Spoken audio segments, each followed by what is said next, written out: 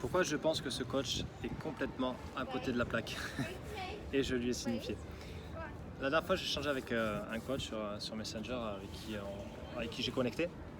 Et je lui demande où est-ce qu'il en est pour te reposer rapidement le contexte. Où est-ce qu'il en est, qu'est-ce qu'il fait, etc. Il me dit voilà, il me balance sa punchline et il me dit ben voilà, j'en suis là, j'ai bientôt fini mes cartes de visite, j'attends le retour du logo pour le logo de la graphiste et ensuite je mettrai, il me manque plus que la photo, etc. Et je lui dis ok, super. Et t'as vendu ton offre? Non, pas encore, mais je préfère que tout soit finalisé parce que j'ai pas envie de donner une image non professionnelle. Je lui dis, ok, si je peux me permettre, voici mon retour. Et voici le retour que je lui ai fait. C'est que ça, on s'en fout.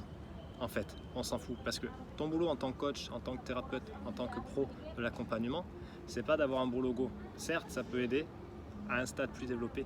Ton boulot, c'est de transformer la vie des gens. Ton boulot, c'est d'écouter les gens, c'est de comprendre et c'est d'offrir une solution à leurs problèmes. La personne, elle va en avoir rien à taper d'un logo. Peut-être qu'elle va être sensible à ça, mais entre une personne, entre un coach qui a un beau logo et qui est complètement à côté de la plaque sur le message et sur l'offre et sur la connaissance de son audience, et l'autre qui a certes un branding qui peut laisser désirer, qui est moyen, mais qui par contre va connecter, va savoir parler avec justesse, va lui faire comprendre qu'elle est comprise et va mettre en face de sa problématique une réponse adaptée, qui va l'emporter en fait? Qui va signer la personne? Vers qui la personne qui a envie de résoudre son problème va se tourner à votre avis? Bien sûr vers cette personne-là, parce qu'elle s'en fout du logo, elle s'en fout de la jolie photo, elle veut juste une réponse à son putain de problème. Et c'est ça que je lui disais à cette personne, je lui disais, mais à mon avis, c'est pas la priorité. Ouais, je comprends, approche intéressante, mais bon, je préfère que c'est vrai, on n'a qu'une seule fois l'occasion de faire une bonne impression, c'est vrai. Mais en même temps, si derrière tu bosses pas sur ton offre, tu bosses pas sur les deux fonctions vitales de ton activité qui sont d'abord de vendre et ensuite de délivrer. Il y a plusieurs étapes dans une activité, mais en gros elles peuvent être réduites au nombre de deux. Vendre, avec tout ce que ça comprend, communiquer, partager ton message, créer du contenu, faire de la pub, mener des appels de vente, ouvrir des conversations, prospecter, tu mets tout ce que tu veux, mais vraiment dans l'idée de vendre, et après livrer ton service, c'est-à-dire faire ton boulot de thérapeute, de coach, écouter, accompagner et tout le tralala.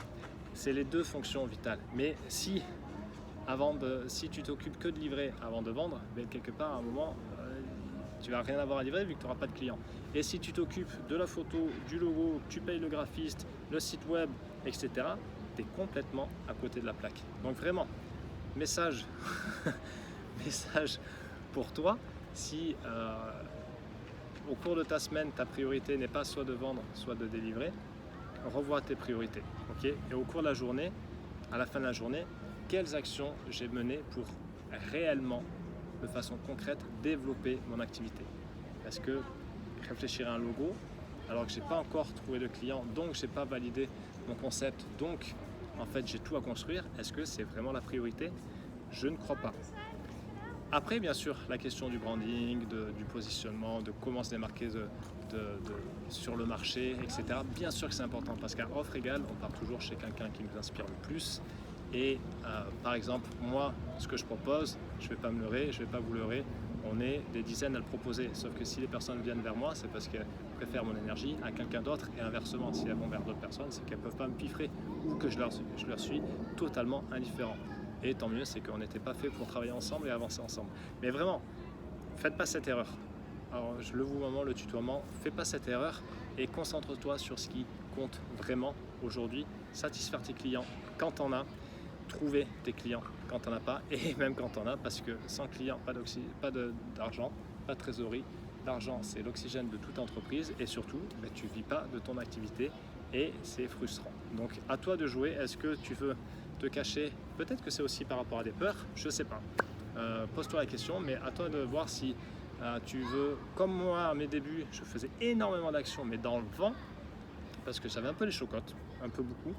Donc à toi de voir ce que tu veux, et ça va passer par des prises d'action qui font peur, mais rassure-toi, derrière tes petites peurs qui sont qui sont ok, il ne se passe pas grand chose et la face du monde ne va pas être changée. Donc je t'invite à y aller et à non pas avoir plus peur parce que c'est une illusion, mais à faire un pas au-delà de la peur pour la faire tomber et avancer dans cette direction. Ok, mais en tout cas, fais des actions importantes et des actions pertinentes pour pérenniser ton activité. Je te laisse là et je te dis à plus. Salut.